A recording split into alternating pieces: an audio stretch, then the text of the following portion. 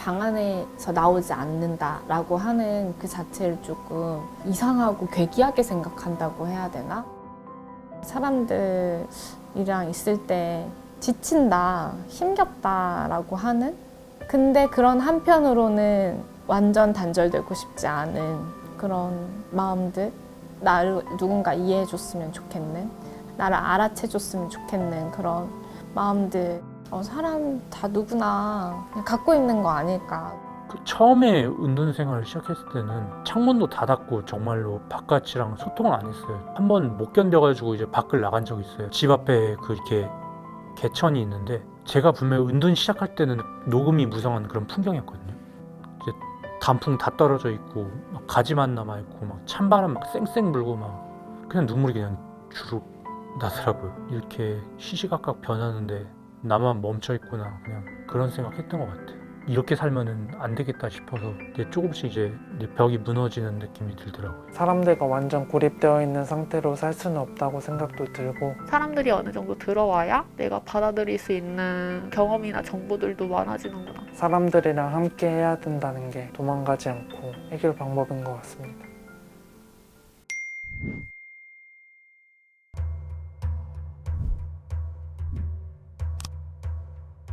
은둔이나 고립 관련 기관들을 찾아보고 있었는데, 그때 당시에 신청할 수 있던 게 니트 오피스밖에 없었어요. 니트 오피스 얘기를 하면은 뚜렷한 목표를 추구하거나 영리적인 이익을 추구하거나 그런 커뮤니티는 아닌데 놀려고 나가는? 니트 오피스는 고립 청년처럼 무취업 상태인 사람들이 만나서 서로 교류하고 머물 수 있는 정류소 같은 곳이라고 생각하시면 될 것 같아요. 다들 되게 분위기가 편안하고 친근해서 친구들 모임이라고 소개하고 싶네요. 네, 저희는 니트 생활자라는 비영리 단체고요. 사회적으로 단절을 경험하는 청년들이 연결될 수 있는 커뮤니티를 운영하고 있는 곳이에요. 저희가 2년 전에 시리얼 통해서 회사놀이 하고 있는 거를 소개를 했었는데 42만이더라고요. 어제 확인했어요. 그 시리얼 영상 나간 이후에 시리얼을 통해 오는 친구들이 굉장히 많았고 지금까지 저희가 버틸 수 있었던 계기였던 것 같아요.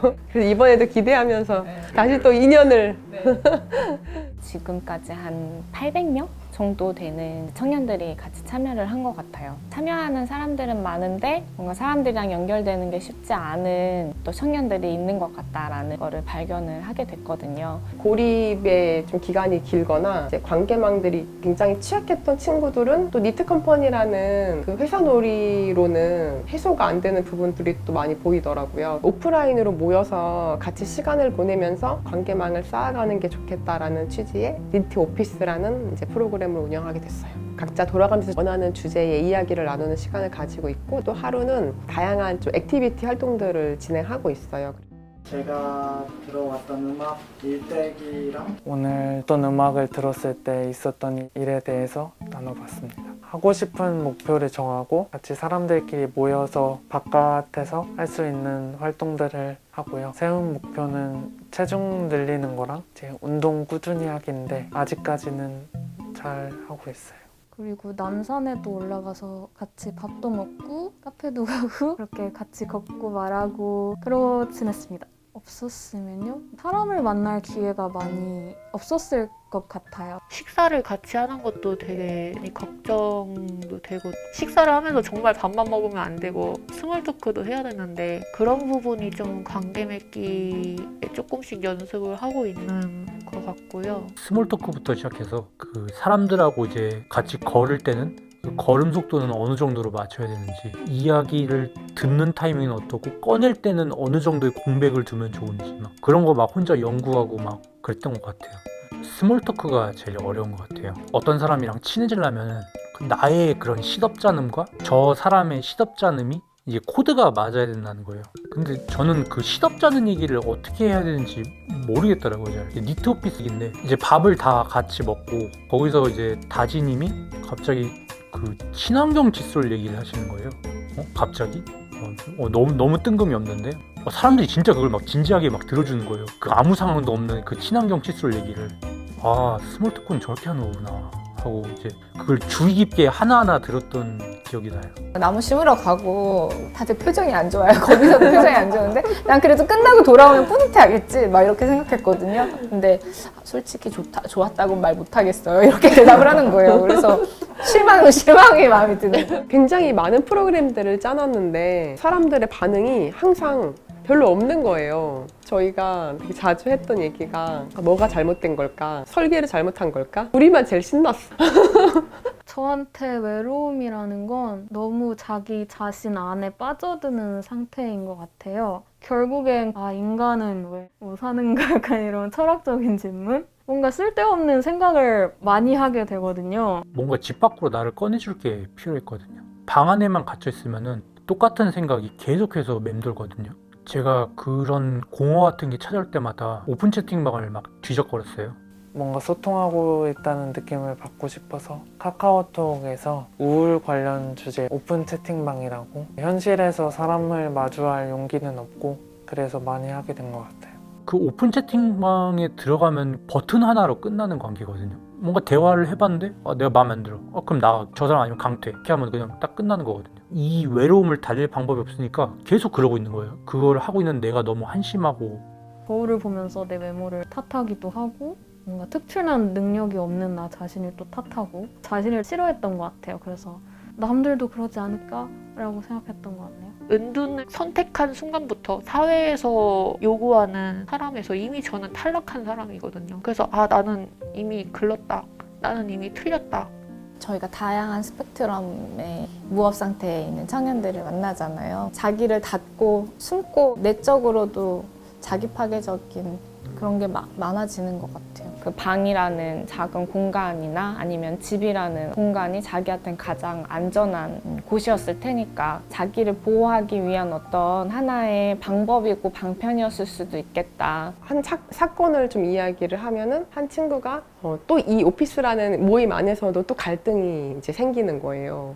그 같이 참여하는 참여자가 너무 보고 싶지 않고 있는 게 너무 싫으니까 저 오늘 좀 늦게 갈게요. 저 오늘 안 갈래요. 이제 저희 오피스 안 오겠다라는 이야기를 하는 상황을 마주하고 책임감을 좀 가져줬으면 좋겠다 이랬더니 저는 원래 책임감이 없는 사람인 거 아시잖아요. 제가 여태까지 했던 다른 것들 다 포기하는 거 보셨잖아요. 이제 이렇게 얘기하면서 좀 실망을 하고 화를 막 냈었거든요. 12주를 끝까지 갈 수 있을까? 너무 어렵다. 시간이 더 필요한 걸까? 이제 이런 얘기들도 되게 많이 나눴던 것 같아요.